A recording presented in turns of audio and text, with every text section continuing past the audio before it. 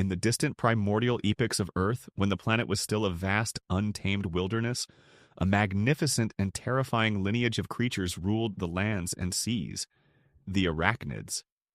These eight-legged behemoths, with their myriad eyes and venomous fangs, were the death machines of the invertebrate world. Their ancestors had chosen the path of the assassin hundreds of millions of years ago, slithering and creeping through the ancient seas, their prey paralyzed by poison and drained of life. But let us journey back in time to an era when these creatures were not just predators, but real giants. What was the Earth like during the reign of the titanic arachnids, and what caused them to shrink to their modern size? To understand the evolution of these fascinating creatures, we must delve into their origins. The arachnids, spiders, scorpions, phalanges, and mites, are believed to have originated from marine chelicerate arthropods, such as the crustaceans and horseshoe crabs. The oldest known ancestor of these formidable creatures, Mollissonia plenivenatrix, was discovered in the Canadian Burgess Shale, over 500 million years old. This tiny creature, barely 2.5 centimeters in size, was covered in a shell and equipped with powerful chelicerae, the oral appendages that distinguish arachnids from other arthropods, and serve as their primary weapons. As time passed, these chelicerates evolved into fearsome predators, terrorizing the seas of the Paleozoic. The giant crustacean scorpions, or eurypterids, were the undisputed rulers of the waters. Yet, by the beginning of the Silurian period, nature took a daring step, the development of land, and gave birth to the first conquerors of the land spaces, archaic scorpions and spiders. One of the first creatures to set foot on the Earth's surface was the scorpion Perioscorpio venator, which lived on Earth 440 million years ago.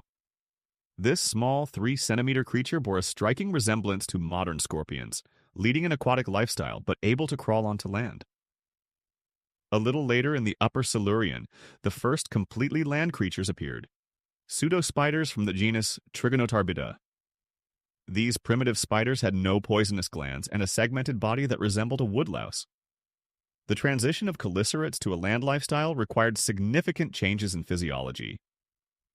In addition to the development of full-fledged limbs and legs, there was a reduction in the circulatory system due to the transition to tracheal and cutaneous breathing. External insemination, characteristic of aquatic organisms, was replaced by internal, and the relatively short life cycle and small size appeared as partial manifestations of the need to complete development in a limited time. The main problem for arachnids when entering land was protection from drying out. The sightless expanses of the Silurian and Devonian, mercilessly blown by the winds, posed a serious threat to these ancient spiders. Their body, which switched to localized pulmonary breathing, needed highly humidified air. A number of arachnids, such as saw-pugs and harvestmen, decided to follow the example of insects and leave tracheal respiration as the main one. They are echoed by small, thin-skinned arachnids, such as mites and palpegrati, which are generally free from the pulmonary tracheal apparatus and breathe through the skin. In the Devonian period, the active conquest of land by higher plants led to the formation of new biocenoses, forests. This event gave rise to the rapid development of terrestrial arthropods, including arachnids. Among the most famous arachnids of that period is the giant scorpion Brontoscorpio anglicus, discovered in the Lochcovian sandstones of Worcestershire, England in 1972. Judging by the 10-centimeter free finger of one of the pedipalps, these scorpions could grow up to almost a meter in length. Another interesting character from the same time is a pseudospider from the genus Attercopus, which became the first spider to have arachnoid glands, spigots. This small spider, barely 1 centimeter in length, had almost 3 dozen spigots located on the back of its abdomen, at a short distance from each other. This arrangement of spigots made it possible to create web tissue with a unidirectional or chaotic arrangement of threads. However, this ancient arachnid was far from modern spiders with their incredibly complex web apparatus. About 350 million years ago, during the Carboniferous period, the situation began to change. The rapid growth of forests of giant ferns and mosses, as well as the abundance of swamps and lakes, contributed to a humid and warm climate, very favorable for the rapid development of all forms of life, among which arachnids stood out especially. The Carboniferous is considered the period of heyday of arachnids, and the phenomenon of gigantism is widespread among land arthropods. The most striking example of a giant arachnid of the Carboniferous era is the scorpion Pulmonoscorpius kirktonensis, the remains of which were discovered in Scotland. The length of this giant reached 72 meters, and although this species is significantly inferior in size to its Devonian ancestor, it is distinguished by the presence of well-preserved specimens, which is generally rare for arachnids. In general, scorpions are, in fact, eurypterids that came onto land, Cancer scorpios. A minimum of adaptations to land life, for example pulmonary respiration and plantigrade walking, is combined with rather unusual acquisitions. A poisonous apparatus at the end of the posterior part of the body, metasomas, the transition to viviparity and bearing young on themselves. And here's another interesting spider native to carbon fiber, the Douglas spiny spider, Douglas sarachni acanthopoda. This is a small arachnid, about 15 millimeters in size. Its uniqueness lies in the fact that its legs were completely covered with a particularly durable exoskeleton, studded with sharp spikes.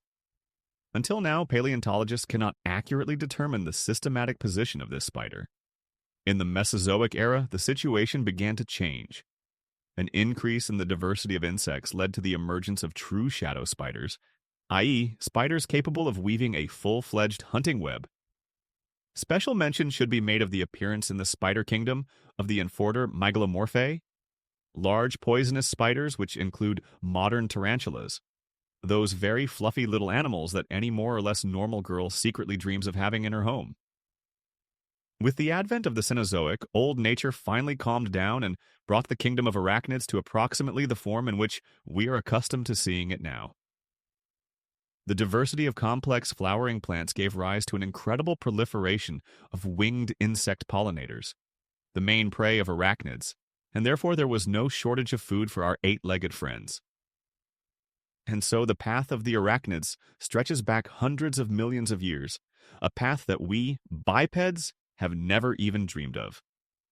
Behind every little eight-legged creature hiding in the cobwebs under the ceiling is a story of survival and evolution, a testament to the resilience and adaptability of life on Earth. The arachnids, with their diverse forms and functions, have played a significant role in the history of life on Earth. From their humble origins in the ancient seas to their dominance on land, they have adapted and evolved to fill a variety of ecological niches.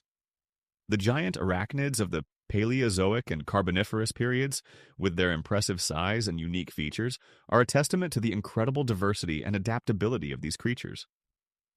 Today, arachnids continue to thrive, with over 45,000 known species of spiders alone. They can be found in virtually every habitat on Earth, from the deepest ocean trenches to the highest mountain peaks. Their complex and intricate web-building abilities, their venomous fangs, and their amazing adaptability make them one of the most fascinating and intriguing groups of creatures on our planet. The evolution of the arachnids is a remarkable story of survival and adaptation, a testament to the resilience and adaptability of life on Earth. From their humble origins in the ancient seas to the diverse and complex creatures they are today, the arachnids continue to fascinate and captivate us. Their history is a reminder of the incredible diversity and adaptability of life on our planet, and a testament to the power of evolution to shape and mold the world around us. As we continue to explore the Earth and the universe beyond, we can only wonder what other amazing creatures are waiting to be discovered. The future holds endless possibilities, and who knows what strange and wondrous life forms we may yet encounter. The journey of the arachnids is a reminder that the mysteries of the natural world are still waiting to be uncovered, and that there is always more to learn and discover. So let us continue to explore, to question, and to wonder, for it is through curiosity and a thirst for knowledge that we can truly appreciate the beauty and complexity of the universe.